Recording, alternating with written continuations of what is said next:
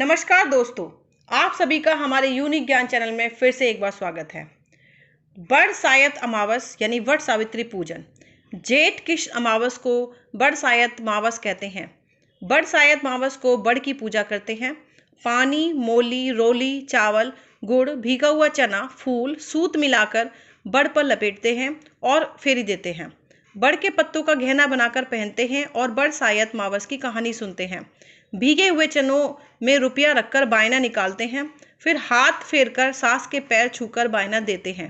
अगर किसी की बहन बेटी गांव में हो तो उसका भी बायना निकालने के लिए भेजना चाहिए। बरसायत मावस की कहानी। भद्र देश में अश्वति नाम का राजा था जिसके संतान नहीं थी। उसने बड़े बड़े पंडितों को बुलाया और कहा, मेरे संतान नहीं है, इसलिए तुम ऐसा उपाय करो जिससे मेरी संतान हो जाए। पंडित बोले, भाई, संतान तो तुम्हारे एक पुत्री लिखी है जो 12 वर्ष की आयु में विधवा हो जाएगी। राजा ने कहा, क्या मेरा नाम नहीं रहेगा? बाद में खूब यज्ञ हवन इत्यादि कराए। पंडितों ने कहा, उस लड़की से पार्वती की और बरसायत मावस की पूजा कराना। यज्ञ होम कराने से उसकी स्त्री गर्भवती हो गई।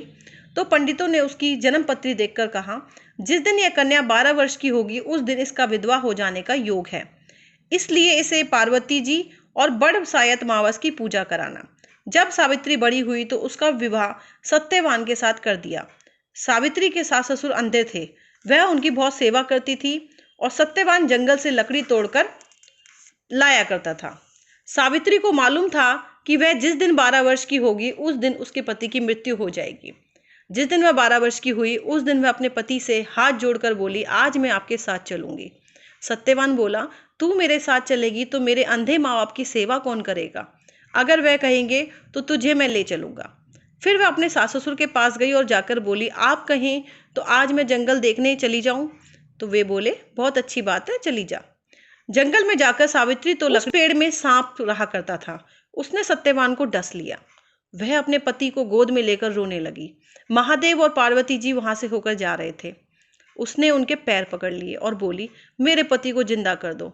वे बोले, आज बरसायत मावस है तो उसकी तू पूजा करेगी तो तेरा पति जिंदा हो जाएगा।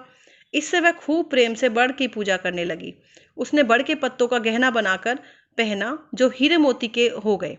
इतने में धर्मराज का दूत आ गया। उसने पति को ले जाने और उसके पति को ले जाने लगा। सावित्री ने उसके पैर पकड़ लिए। धर्मराज बोला, तू वरदान मांग। सावित्री ने कहा, मेरे माँ बाप के पुत्र नहीं है, वे पुत्रवान हो जाए। धर्मराज बोला, सत्य वचन हो जाएगा। फिर वह बोली, मेरे सास ससुर अंधे हैं, उनके नेत्रों में ज्योति आ जाए। धर्मराज ने यह वर भी दे दिया, पर सावित्री ने धर्मराज का पीछा नहीं छोड़ा। धर्मराज ने कहा, अब तुम्हें और क्या चाहिए? सावित्री बोली, मुझे 100 पुत्र हो जाए। धर्मराज बोला, तथास्तु। फिर वह सत्यवान को ले जाने लगा। तब सावित्री बोली, हे महाराज, आप मेरे पति को ले जाएंगे तो पुत्र कहाँ से होंगे?